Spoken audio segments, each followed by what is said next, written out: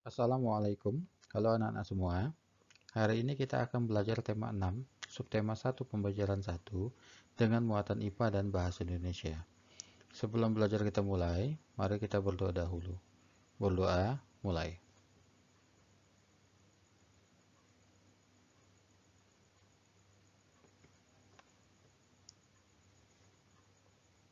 Berdoa, selesai. Mari kita mulai belajarnya. Pertama, kita akan membahas muatan IPA. Sekarang coba kalian lihat gambar yang ada di depan kalian. Coba kalian amati ketiga gambar yang ada di depan kalian. Nah, setelah kalian amati, gambar mana yang sering kalian lihat? Apakah persamaan dari ketiga gambar tersebut? Mari kita bahas satu-satu. Gambar yang pertama adalah gambar anak laki-laki yang sedang berjemur di bawah matahari. Gambar yang kedua adalah gambar seorang ibu yang sedang menjemur pakaian. Gambar yang ketiga adalah gambar sedang memasak air. Nah, dari ketiga gambar tersebut, persamaannya adalah sama-sama menggunakan energi panas. Mari Bapak jelaskan satu persatu. Gambar yang pertama, anak laki-laki yang sedang berjemur menggunakan energi panas dari matahari. Begitu juga gambar yang kedua, ibu yang menjemur pakaiannya menggunakan energi panas dari matahari agar jemurannya bisa menjadi kering. Gambar yang ketiga, menggunakan energi panas dari api yang membuat air dapat mendidih. Dalam kehidupan sehari-hari, manusia tidak dapat lepas dari kalor. Beragam aktivitas manusia berhubungan dengan kalor. Nah,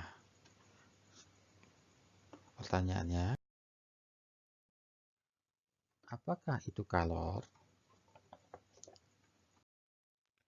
Panas atau kalor adalah energi yang berpindah akibat perbedaan suhu. Sumber energi panas adalah benda yang dapat menghasilkan energi panas. Apa saja sumber-sumber energi pada benda yang menghasilkan panas? Nah, sekarang perhatikan baik-baik. Sumber energi panas. Sumber energi panas yang pertama adalah matahari. Energi matahari diperlukan oleh tumbuhan dalam proses pembuatan makanan atau proses fotosintesis. Selain itu, matahari memiliki manfaat yang sangat besar untuk menghangatkan bumi, mengeringkan pakaian basah, mengeringkan padi, mengeringkan ikan, dan pembuatan garam. Sumber energi panas yang kedua yaitu api. Api merupakan salah satu sumber energi panas. Api dapat menghangatkan tubuh, memasak makanan, atau merebus air. Sumber energi yang ketiga yaitu listrik. Listrik merupakan sumber energi panas yang praktis. Sebagai contoh, energi listrik diubah menjadi energi panas. Beberapa peralatan yang mengubah energi listrik menjadi panas yaitu setrika, magicom, dispenser, dan kompor. Lalu sumber energi panas yang keempat, gesekan antara dua benda. Gesekan antara dua benda dapat menghasilkan energi panas. Sebagai contoh, ketika kita menggosokkan kedua telapak tangan saat kedinginan, lama-lama akan terasa hangat. Jadi saat kita kedinginan atau cuaca saat dingin, kita otomatis akan menggosokkan kedua telapak tangan kita sehingga lama-kelamaan akan menjadi hangat. Contoh yang kedua yaitu dua buah batu yang digesekkan akan dapat menghasilkan api. Nah, kita lihat ada dua anak yang sedang bercakap-cakap. Di sini Siti pernah melihat di buku bahwa zaman dahulu menggosokkan kedua batu untuk bisa menghasilkan api. Din, saya pernah melihat gambar di buku tentang bagaimana orang-orang dahulu menggunakan dua batu untuk menghasilkan api. Kelihatannya sulit sekali untuk mendapatkan api ya. Saya juga pernah melihatnya Siti, tapi aku melihatnya di sebuah majalah anak-anak. Beruntung kita dapat membacanya ya Siti. Ada banyak media cetak yang berisi informasi penting yang dapat menambah pengetahuan kita. Nah, Udin mengatakan bahwa kita dapat mengetahui informasi-informasi seperti itu dengan membaca dari media cetak. Nah, sekarang kita memasuki muatan bahasa Indonesia.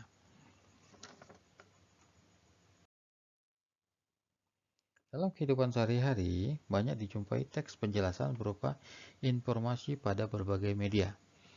Teks yang berisi penjelasan tentang berbagai peristiwa yang terjadi di sekitar kita disebut dengan teks eksplanasi.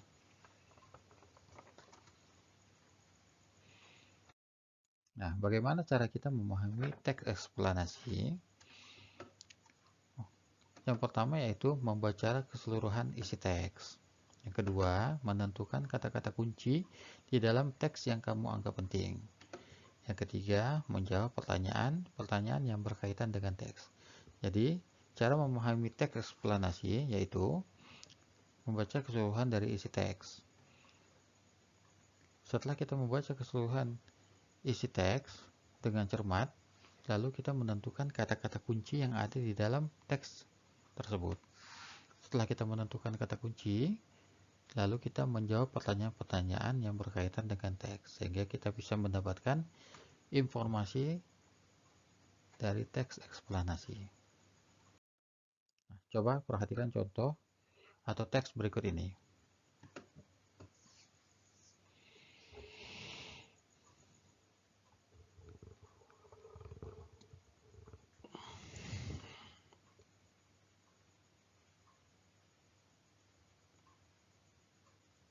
Nah, setelah kita membaca teks ini secara keseluruhan, lalu yang kedua kita menentukan kata kunci dari teks tersebut. Kata kunci yang kita dapatkan dari teks ini yaitu kalor dan suhu. Teks ini bercerita tentang kalor dan suhu. Nah, setelah kita mendapatkan kata kunci dari teks ini, maka langkah kita yang ketiga yaitu menjawab pertanyaan. Yang pertama, apa yang dimaksud dengan kalor? Kalor merupakan salah satu bentuk energi yang dapat berpindah dari benda yang bersuhu lebih tinggi ke benda yang suhunya lebih rendah. Yang kedua, kapan kalor dapat berpindah? Kalor dapat berpindah ketika terjadi kenaikan suhu dalam benda. Nah, jadi setelah kita membaca keseluruhan dari teks ini, kita menentukan kata kunci yang terdapat pada teks itu.